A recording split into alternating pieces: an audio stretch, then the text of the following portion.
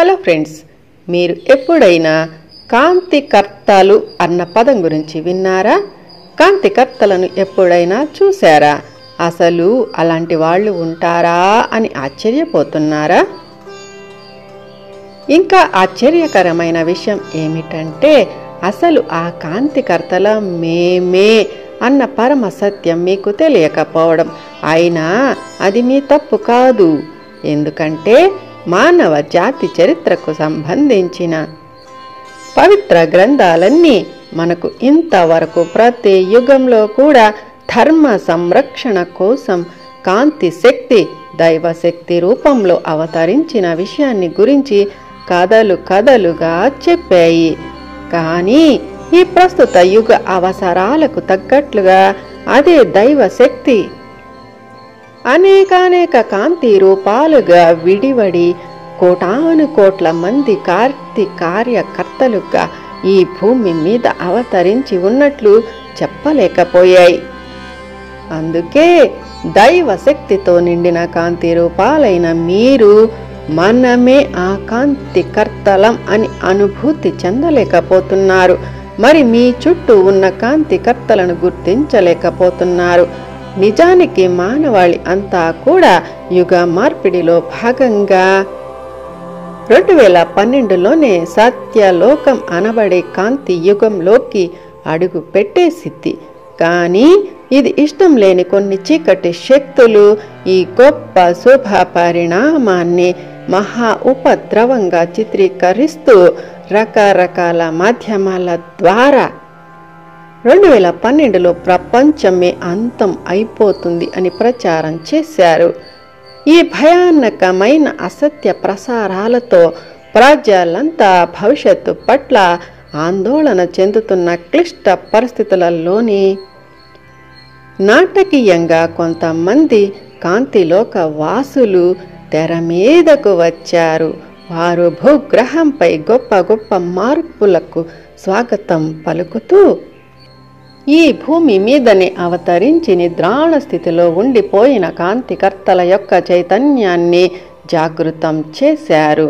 వారిలో మీరు కూడా ఉన్నారు. అలా దైవ శక్తితో నిండిన కాంతిలోక వాసుల ఆగమనంతో మేల్కొన్న మీలాంటి కార్యకర్తలంతా కలిసి చీకటి శక్తులను పారద్రోలే ఉద్యమాలు చేపట్టడం వల్లనే ఈ భూమి కాంతి యుగంలోకి ప్రవేశించడం మరింత వేగవంతం అయింది.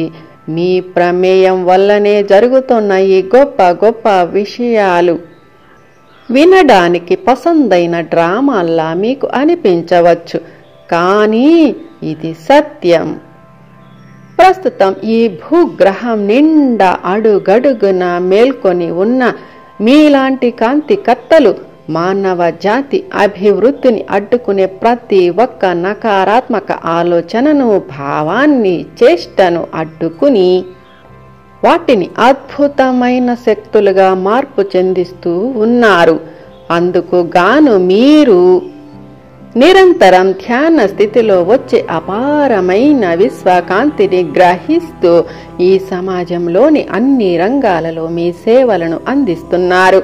మీ ప్రేమ ప్రకంపనలతో మీరు ఈ భూమిపై అద్భుతమైన శక్తి తరంగాలను ప్రసరింపచేస్తూ కుల మత లింగ భేదాలకు అతీతంగా అందరితో కలిసి మెలిసి జీవిస్తున్నారు.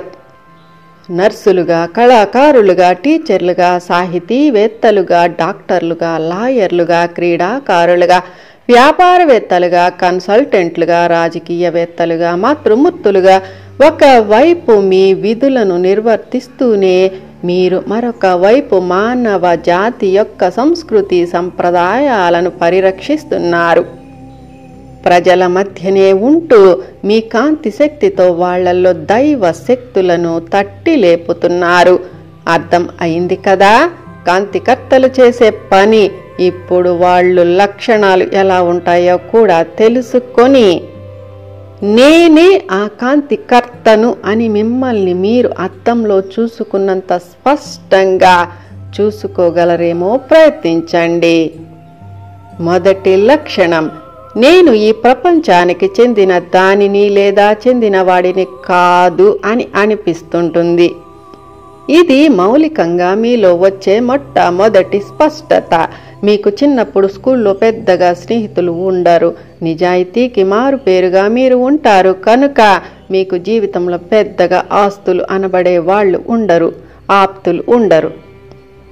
అందుకే బాల్యంలో మరి యుక్త వయస్సులో కూడా వ్యక్తులను, పరిస్థితులను గురించిన అనేకానేక సందేహాలతో మీ జీవితం కాస్త సంఘర్షణాపూరితంగానే ఉంటుంది.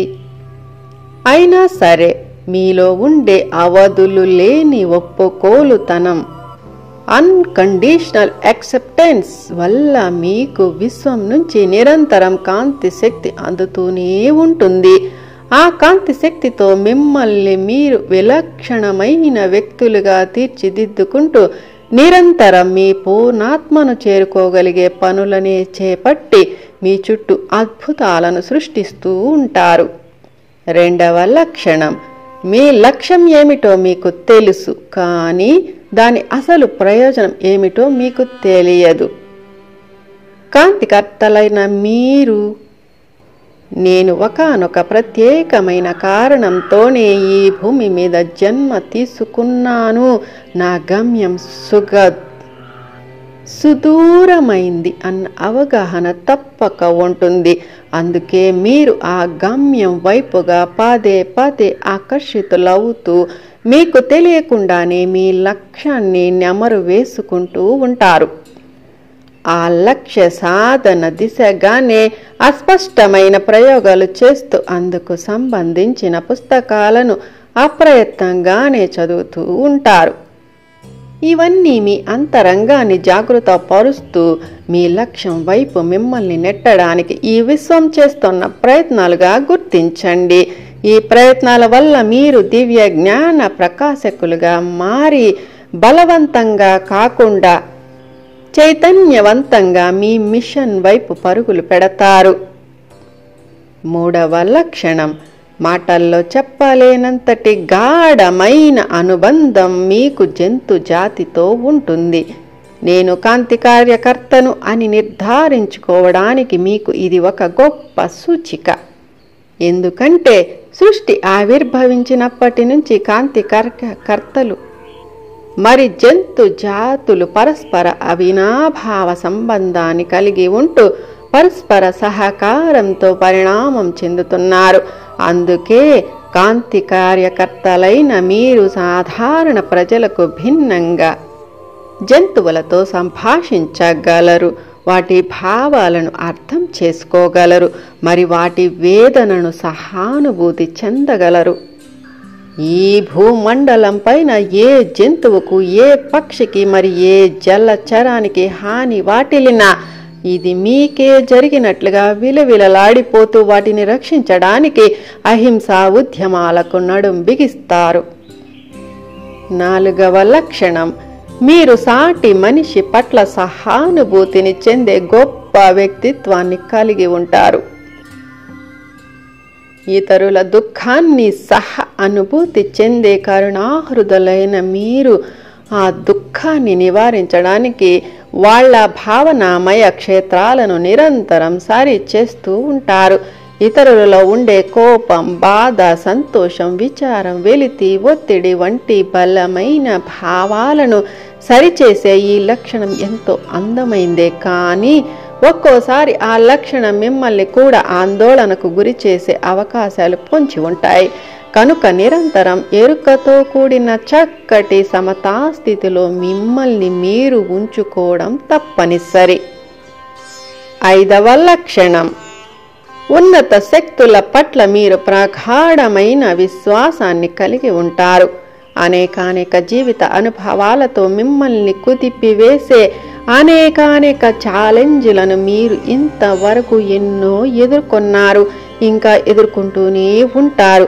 అయినా సరే ఉన్నత లోకాల నుంచి నిరంతరం అందుతోన్న కాంతి శక్తి వల్ల అంతరంగంలో మీరు గొప్ప స్థిత ప్రజ్ఞతతో స్థిరంగా ఉన్నారు.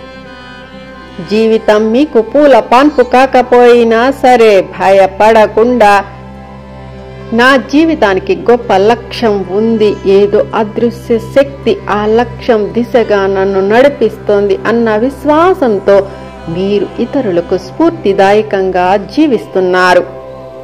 6వ లక్షణం, నేను ఎక్కడో సమయాన్ని వృధా చేస్తున్నాను అని పదే పదే మీరు కలత చెందుతున్నారు. ఇది కాంతి కార్యకర్తల యొక్క ముఖ్య లక్షణం.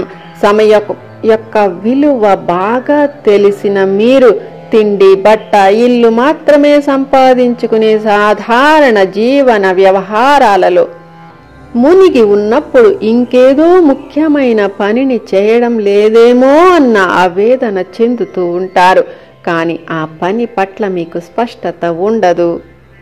ఆ విలక్షణమైన పనిని వెతికే క్రమంలో మీరు ఒక్కొక్కసారి అసహనానికి, ఫ్రస్ట్రేషన్కి కూడా గురి అవుతూ ఉంటారు. చిన్నప్పటి నుంచి మీలో జరుగుతున్న ఈ తతంగం వల్ల ఎన్నెన్నో సందేహాలను నింపుకున్న మీరు ఆ పనిని చేరుకోగానే ఆ సందేహాలకు సరి అయిన సమాధానాలను పొంది శాంత చిత్తులయ్యారు. వచ్చిన పనిని పూర్తి చేయకుండా కేవలం ఒకానొక విహారయాత్రగా ఈ జీవితాన్ని గడపడం మీకు ఇష్టం ఉండదు. 7వ లక్షణం, మీరు జీవితంలో ఎంతో చీకటిని ఎదుర్కొన్నారు.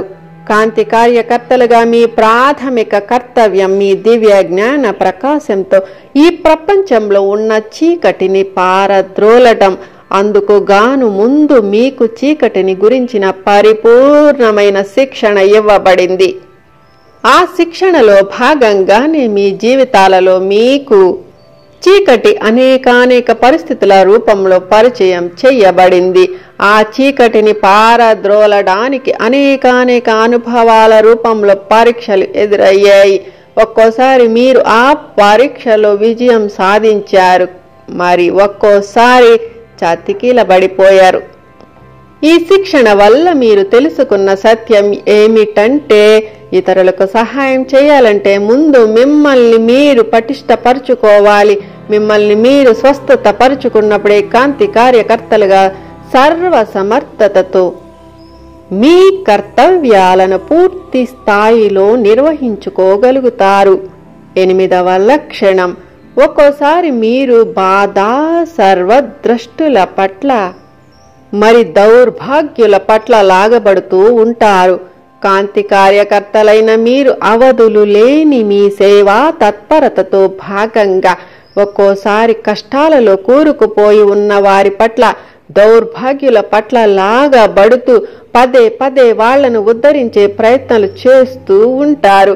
వాళ్ళ జీవితాలలో సంతోషాన్ని నింపగోరే మీ ప్రయత్నాలు చాలా గొప్పవే, కానీ మీలోని సేవా గుణాన్ని వాళ్ళు దుర్వినియోగం చేయవచ్చు. కొందరు సంఘ విద్రోహులు, కేవల శరీర ప్రేమికులు, మరి శక్తి పిశాచాలు పదే పదే అలాంటి దౌర్భాగ్యపు అనుభవాలనే కోరుకొని ఆనందిస్తూ సేవా తత్పరతతో ఉన్న మిమ్మల్ని తమ వైపు లాగుతూ ఉంటారు. అలాంటి విషపూరిత మనస్తత్వం ఉన్న వాళ్ళు బారి నుంచి మీరు తప్పించుకోవడానికి ప్రయత్నించినా సరే, వాళ్ళు పదే పదే తమ బాధలను చెప్పుకుంటూ మీ శక్తిని లాగిస్తూ ఉంటారు. ఈ విషయంలో మీరు జాగ్రత్తగా ఉంటూ మీలోని కాంతి శక్తిని సరి అయిన చోటే వినియోగించాలి. 9వ లక్షణం, మీకు నిద్రలో అసాధారణమైన మరి ఉజ్వలమైన స్వప్నాలు వస్తూ ఉంటాయి. సాధారణ ప్రజలకు భిన్నంగా ఉజ్వలమైన సరికొత్త స్వప్నాలను సుస్పష్టంగా కనడం కాంతి కార్యకర్తల యొక్క అసాధారణమైన లక్షణం. ఆ స్వప్నాలలో మీరు అనేకానేక విశ్వాల గుండా సూక్ష్మ శరీర యానాలు చేయడమే కాకుండా మెలకువ స్థితిలో కూడా వాటిని చక్కగా గుర్తు పెట్టుకుంటారు. ఈ స్వప్నాల వల్లనే మీరు మీ బాల్యం నుంచి ఇప్పటి వరకు మిమ్మల్ని ఆటంకపరుస్తూ వచ్చిన మీ నమ్మకాల నుంచి విముక్తి చెంది మీ వ్యక్తిత్వాన్ని వికసింపచేసుకుంటారు. స్వప్నావస్థలో మీరు తిరిగిన ప్రదేశాలలో ఇవ్వబడిన శిక్షణ వల్ల మీరు మీలో ఉన్న అనేకానేక ఆత్మశక్తులను మరి అతీంద్రియ శక్తులను మేల్కొల్పుకుంటారు. 10వ లక్షణం, కాంతి కార్యకర్తలు అతి ఉల్లాసమైన వొలటైల్ భావనామయ క్షేత్రాన్ని కలిగి ఉంటారు. కాంతి కార్యకర్తల మనోభావాలు ఎంతో చంచలంగా కనిపిస్తూ ఎప్పటికప్పుడు మారిపోతూ ఉంటాయి. ఒక్కోసారి ఏమాత్రం ప్రాధాన్యత లేని చిన్ని విషయం కూడా మీ భావనామయ క్షేత్రాన్ని అల్లకల్లోలం చేయవచ్చు. మరి ఒక్కోసారి ఎంతో ప్రాధాన్యతను కలిగి ఉన్న పెద్ద విషయం కూడా మిమ్మల్ని చెలింప చేయలేకపోవచ్చు. మీరు ఉల్లాసంగా ఉన్నప్పుడు మీ చుట్టూ ఉన్నదంతా మీకు చాలా పర్ఫెక్ట్గా మరి తృప్తిగా అనిపిస్తుంది. మూడీగా ఉన్నప్పుడు ఏ చిన్న నకారాత్మక విషయమైనా సరే మీ మనస్సును గాయపరిచి మీరు అల్లుకున్న గూడు కుకూన్లోకి మీరు వెళ్ళిపోయేలా చేస్తుంది. గాయపడిన మనసుతో మీరు ఆ కుకూన్లో ఎన్ని రోజులైనా, ఎన్ని వారాలైనా, మరి ఎన్ని నెలలైనా ఉండిపోవచ్చు. ఇది మీ ప్రత్యేక లక్షణం. కాంతి కార్యకర్తలైన మీరు ఈ దశలో అందరిలా డిప్రెషన్కు గురి కాకుండా మీ అంతరంగ పరిశోధన చేసుకుంటూ భూమాతను పీడిస్తోన్న చీకటి శక్తులపై స్వారీ చేయడానికి వచ్చిన మీ జన్మ లక్ష్యం గురించిన ప్రణాళికను రచించుకోవడంలో మునిగిపోతారు. అర్థం అయ్యింది కదా మీరు ఎవరో, మరి మీ జన్మ లక్ష్యం ఏమిటో? ఇక కాంతి కార్యకర్తలుగా మీ కర్తవ్యం గుర్తించుకొని భూమాతను పరిరక్షణ కోసం, మరి సోదర జంతు లోకాన్ని కాపాడుకోవడం కోసం మరింత ఉత్సాహంగా ఉద్యమించండి. All the best. Thanks for watching my dear masters. Please like, share, subscribe our YouTube channel. Thank you, thank you, thank you.